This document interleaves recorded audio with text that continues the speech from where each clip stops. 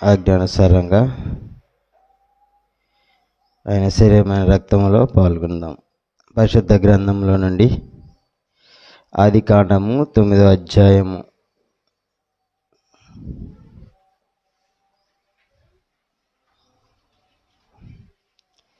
12వ వచనం.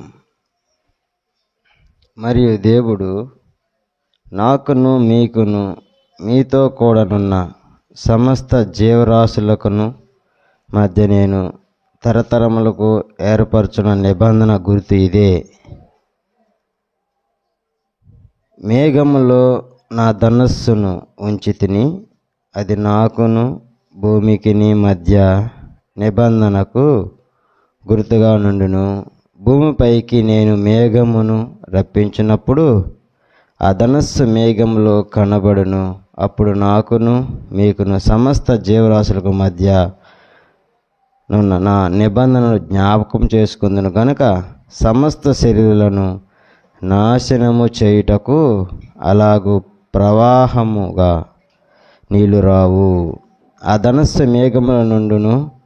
నేను దాన్ని చూచి దేవునికి భూమి మీద ఉన్న సమస్త శరీరంలో ప్రాణులు గల ప్రతి దానికి మధ్యనున్న నిత్య నిబంధన జ్ఞాపకం చేసుకుందునన్ను.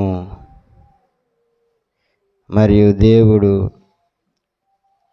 నాకును భూమి మీద ఉన్న సమస్త శరీరులకును మధ్య నేను స్థిరపరచిన నిబంధనకు గుర్తు ఇదే అని నోవాహుతో చెప్పాను.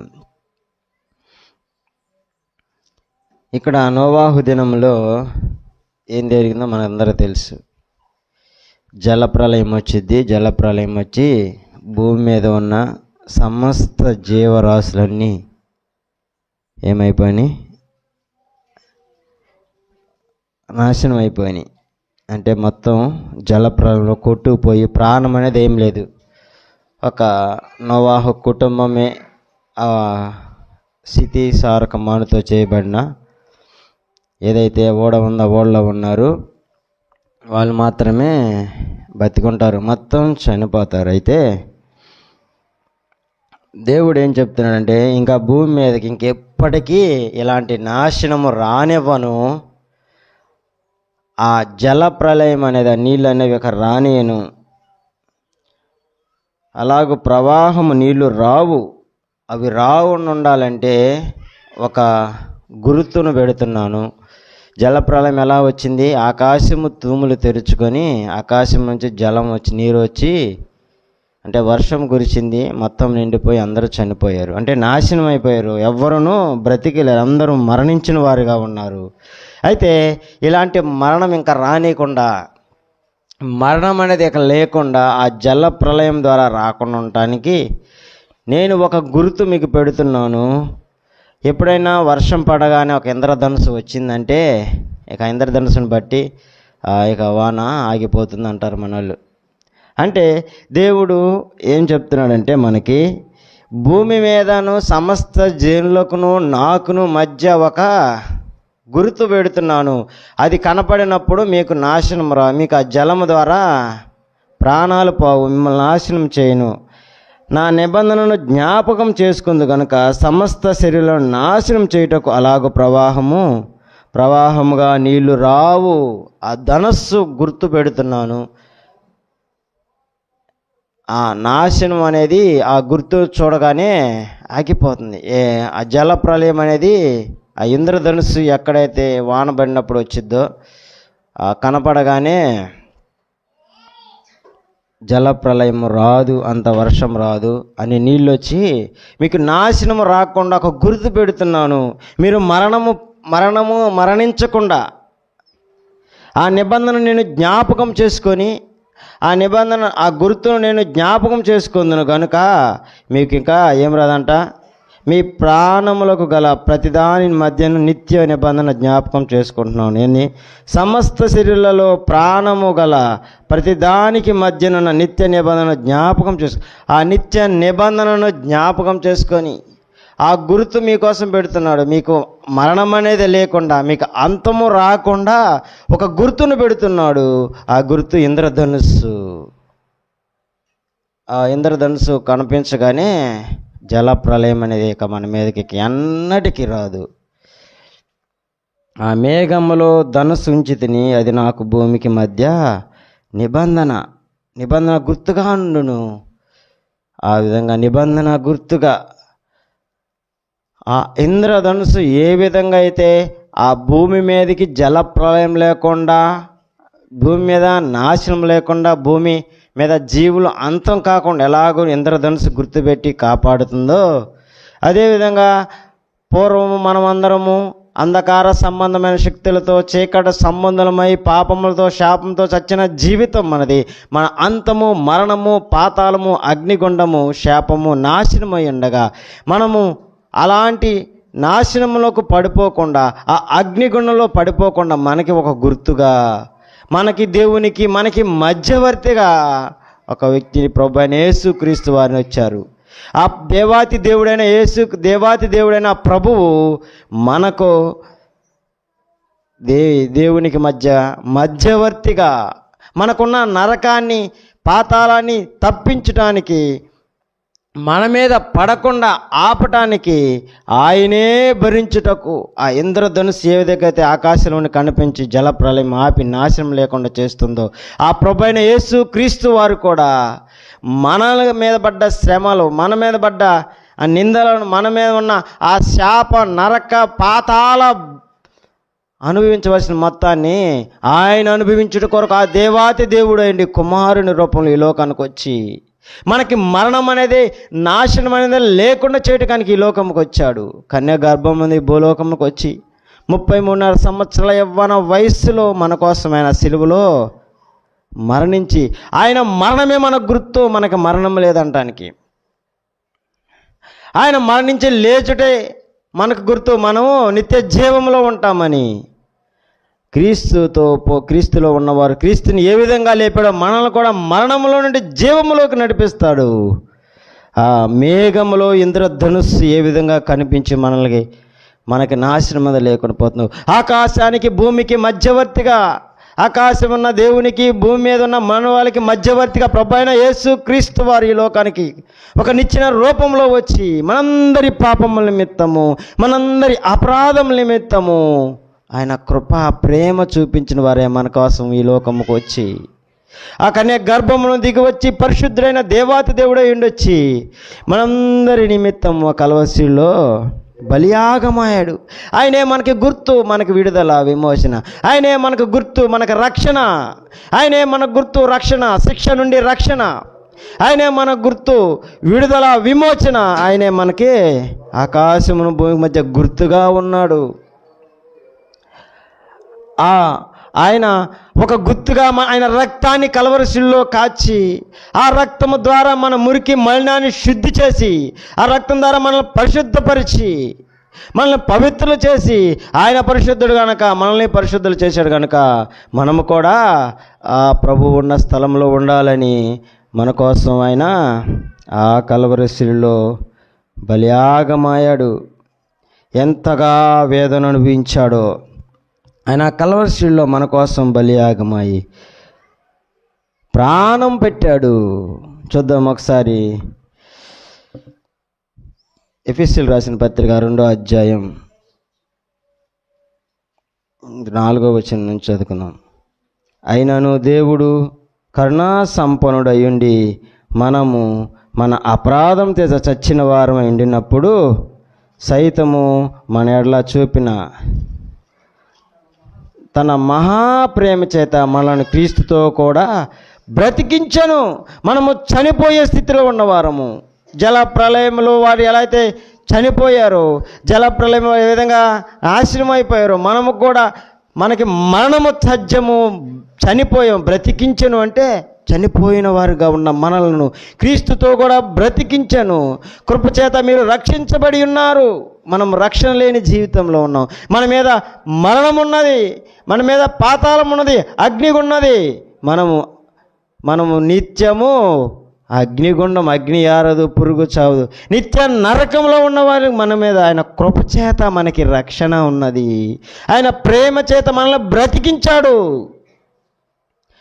ఆయన మన కోసం ఆ ధర్మశాస్త్రంలో ఏదైతే ఉన్నదో, పాపము చేసిన వాడు పాప ప్రాయశ్చిత్త నిమిత్తము బలియాగము జరగాలి, నీ పాపము పోవాలంటే బలి జరగవలసి ఉండగా, ఆ ధర్మశాస్త్రంలో ఉన్న ప్రకారం ఎడ్ల యొక్కయో కోళ్ళ యొక్కయో వాటి రక్తం ద్వారా వాటి బలియాగం ద్వారా సంపూర్ణ సిద్ధి లేదని ఆ ప్రభువే మన కోసము వదకు తీయబడిన గొర్రె పిల్లవలే దిగి వచ్చాడు. వదకు తీయబడిన గొర్రె పిల్లవలే దిగి వచ్చి ఆ సిలువలో వధింపబడ్డాడు, మరణించాడు. ఆయనని సిలువ శ్రమల్లో ఎంతో వేదన అనుభవించారు. మన కోసం ఆ సిలువ మరణం పొందాడు. మనము ఆయన కృపను బట్టే రక్షించబడిన వారంగా ఉన్నాము. ఆయన ప్రేమను బట్టే బ్రతికించబడి ఉన్నాము. ఆయన మనల్ని రక్షించాడు. ఆయన ప్రేమను బట్టే మన విడుదల విమోచన వచ్చినది. ఆ విడుదల విమోచనను బట్టి మనకు మరణము తథ్యమై ఉండగా మరణములోండి జీవములోకి నడిపించాడు. మన మీద శాపమున్నది, మనం శాపగ్రస్తులమైండు, కానీ శాపగ్రాహి అయ్యే ఆ సిలువ మరణము పొందాడు. సిలువ వేయబడిన వాడు శాపగ్రస్తుడు అని వాక్యం సెలవిస్తూ ఉండగా, మనము శాపగ్రస్తులు అయి ఉండగా మనకు బదులుగా ఆ సిలువలో వేలాడదీబైన సిలువ గుర్తు మనకిచ్చాడు. ఆ సిలువలో ఆయన వేలాడబడిన గుర్తుకు మనకి మరణము అనేది లేకుండా జీవము, నిత్య జీవమున్నది. మనకు ఒక గుర్తుగా ఆయనే ఆకాశము భూమికి నిచ్చెనగా వచ్చాడు. మనం ఆయన ప్రేమ, కృప, సత్య సంపూర్ణతను బట్టే మనం ఆ నిచ్చెన మీద పరలోకముకి వెళ్ళగలం. ఆయన మన కోసం మరణించాడు. ఆ మరణ పునరుద్ధాన దినంలో ఈ దినము ఆయన ఆత్మతో సత్యంతో ఆరాధించి మనము ఆయన శిలువ మరణాన్ని తలంచుకోవాలి. ఆయన మన కోసం చేసిన బలియాగాన్ని తలంచుకోవాలి. మన హృదయంలో ఆయన స్తుతించాలి, ఆయన మహిమపరచాలి, ఆయన ఆరాధించాలి, ఘనపరచాలి. కేవలం ఆయన మాత్రమే మన హృదయంలో ఉండాలి. మన ప్రాణాన్ని రక్షించినవాడు, మనల్ని బ్రతికించినవాడు, క్రీస్తుతో కూడా బ్రతికించను, మనల్ని బ్రతికించాడు. మనల్ని బ్రతికించినందుకు ఆయనకు వందనాలు, స్తోత్రాలు చెల్లించాలి. ఆయనకు స్తుతి యాగము చేయాలి. మహాగణుడు, మహోన్నతుడు, సర్వాధికారి, సర్వ సృష్టికర్త, సమస్తాన్ని మాటతో సృజించిన దేవాతి దేవుడు మనిషినైతే మట్టితో బొమ్మను చేసి ఆయనలో ఉన్న జీవాయమును, జీవాత్మాయను, ఎంత శక్తివంతుడు, మట్టికి కూడా ప్రాణం ఇవ్వగలడు. ఎహెజ్కేలు గ్రంథంలో అయితే ఎండిపోయిన ఎముకలకు జీవనిచ్చిన దేవాతి దేవుడు, అంత గొప్ప దేవుడు మన కోసం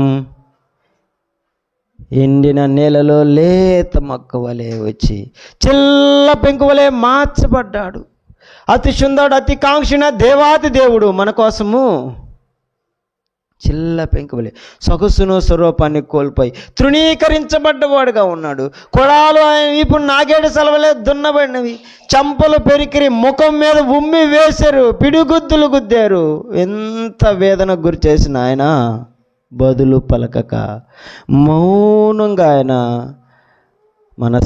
మన యొక్క నిందలను, అవమానాలను, శ్రమలను ఆయన భరించాడు.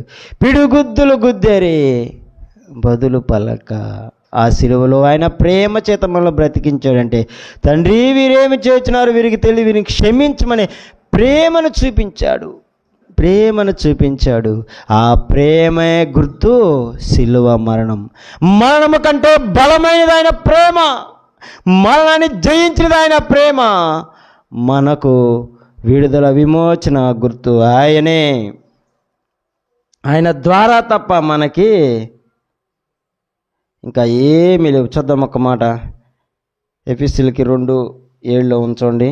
క్రీస్తు యేసునందు మనల్ని ఆయనతో కూడా లేపి పరలోకమందు ఆయనతో కూడా కూర్చుండబెట్టెను. మనం ఎలాంటి వారము? 4వ వచనంలో ఉంది కదా, మనము మన అపరాధం చేత చచ్చిన వారమై ఉన్నప్పుడు సైతము, అంటే అపరాధముతో చచ్చిన జీవితం అనేది మరణము తథ్యము. మరణము ఉండగా మనల్ని ఆయన ప్రేమతో బ్రతికించి ఆయన కృపలో రక్షించి క్రీస్తు యేసునందు మనలను ఆయనతో కూడా లేపి మనం మరణంలో ఉండగా ఆయన మరణంలో నుండి జీవంలోకి లేచి ద్వారా మనము కూడా లేపబడిన వారమై పరలోకమందు ఆయనతో కూడా కూర్చుండబెట్టు. మనల్ని రక్షించడము రక్షించండి అంతవరకు కరెక్టే, కానీ క్రీస్తుతో కూడా మనల్ని కూర్చుండబెట్టును. ఆయనతో కూడా కూర్చోండి.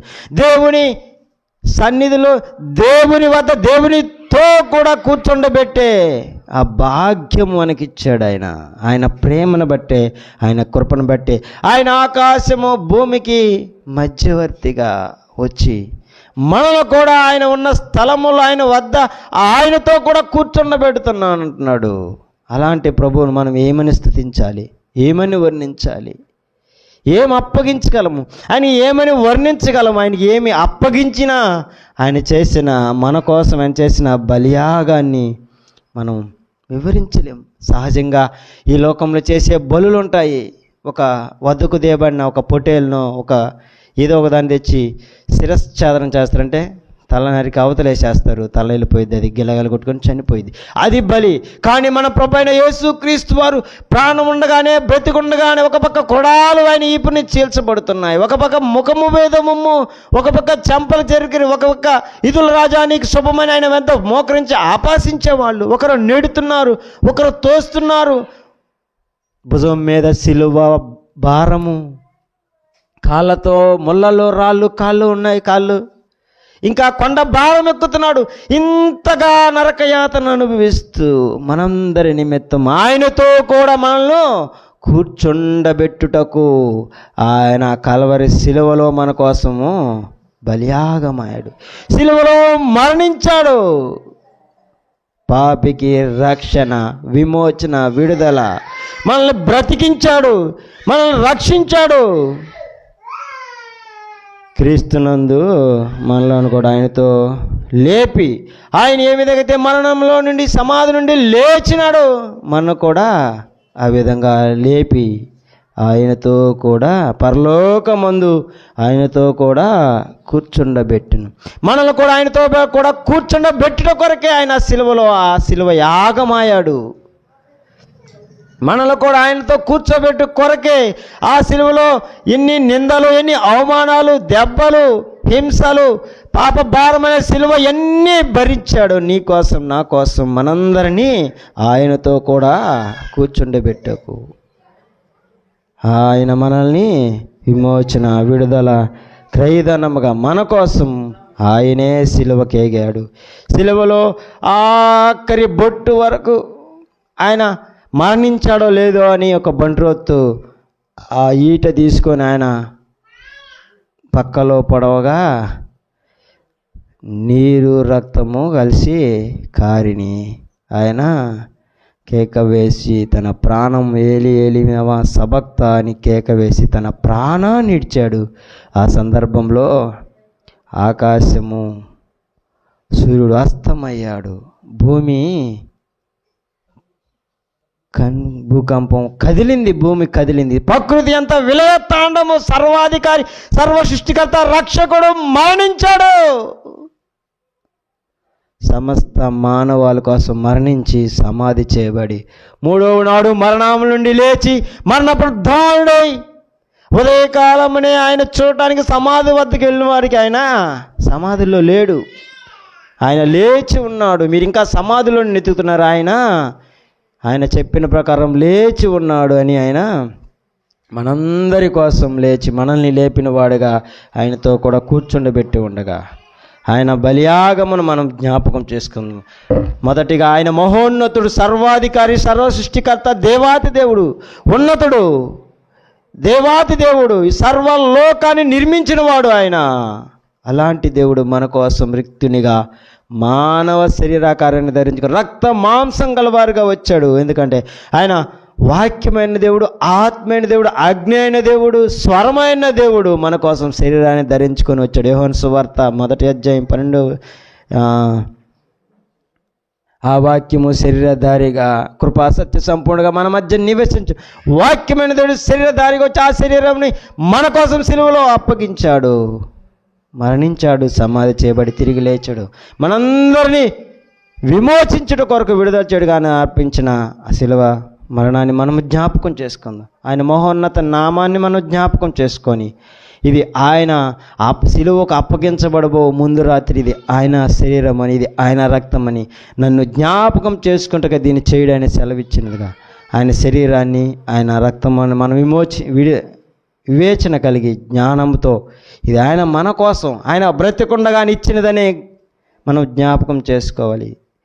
ఆయన ఇచ్చిన శరీరము, ఆయన రక్తము మన కోసం, మన పరలోకంలో ఉండటానికి, నిత్య జీవం ఉండటానికి, పరిశుద్ధులమై పరలోకం ఉంటకు ఆయన మనకిచ్చిన ఆజ్ఞను నన్ను జ్ఞాపకం చేసుకుంటూ దీన్ని చేయడానికి సెలవిచ్చిందిగా, ఆ రీతిగా మనం ఆయన జ్ఞాపకం చేసుకొని, ఆయన శిలువ మరణాన్ని జ్ఞాపకం చేసుకొని ఆయన స్థుతిస్తూ, అయ్యా నా కోసం, నా పాప మురికి మళ్ళీ శుద్ధి చేయడం కోసం కడగటానికి కార్చబడిన పరిశుద్ధైన రక్తమని, నాను నిత్య జీవంలో ఉండటానికి అప్పగించబడిన జీవాహారము నీ శరీరాన్ని సాదృశ్యంగా రొట్టెగల పాత్ర అని, నా కోసం నన్ను విమోచించుట కొరకు, విడుదల చేయడం, నన్ను బ్రతికించుట కొరకు, నన్ను రక్షించుట కొరకు సెలవులో మీరు చేసిన బలియాగానికి సాదృశ్యమైన ఈ శరీరాన్ని రక్తాన్ని నీ ఆహారంగా పానంగా భుజించడం, నాకు విడుదల, విమోచన, పాప క్షమాపణ, పరలోకంలో స్థలం ఉన్న నీతో కూడా కూర్చోబెట్టుటకు మీరు ఇచ్చారని విశ్వాసంతో, విధేయతో ఆ పాత్రలో ఇది ఆయన శరీరము, ఆయన అప్పగించబడితే చెప్పిన వాటిని మనం జ్ఞాపకం చేసుకొని ఆ వాక్యాన్ని నెమరు వేసుకుంటూ ఆయన పాత్రలో చేయవేయాలని ప్రభువు నామమున తెలియజేస్తున్నాం. దేవుడి వాక్యము దీవించి ఆశీర్వదించునుగాక. ఆమేన్.